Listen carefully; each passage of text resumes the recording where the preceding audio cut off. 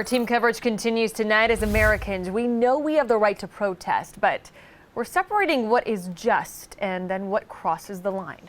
A Clemson University professor is weighing in and explaining how certain amendments were breached today. Fox Carolina's Shale Remien spoke to him this evening. She's live tonight with more on what he had to say. Well, Cody, Professor Kevin Vance tells me this all boils down to the First Amendment, the ability to protest peacefully versus not peacefully. And he tells me that he really pointed out the lack of transfer of power, saying our country, quote, will resort to ballot, not bullets. Riot gear, tear gas, shots fired in Capitol Hill.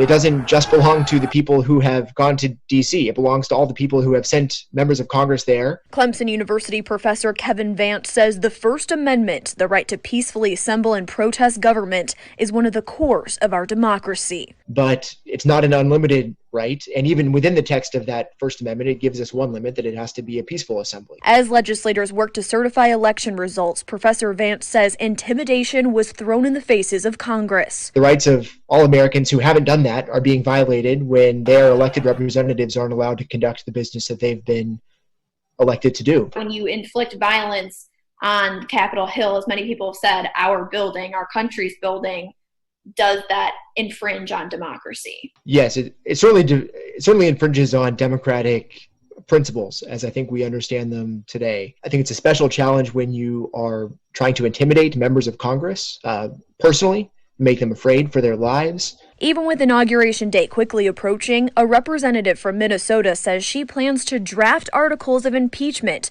after Wednesday's chaos. Professor Vance says it might be justified under the 25th Amendment. Looking at some of his quotes from this morning and past weeks, which seemed to be kind of ambiguous about what he hoped would happen today at the Capitol, I think might be sufficient grounds to constitute that kind of drastic action. And just to reiterate, a few minutes ago, we did see Senator Lindsey Graham take to the floor, acknowledging for the first time that Joe Biden and Kamala Harris were rightfully and lawfully elected in this election. Of course, we will have much more coverage inside of our Fox Carolina News app as the days go on. For now, reporting live in Greenville, I'm Shale Remien, Fox Carolina, the 10 o'clock news.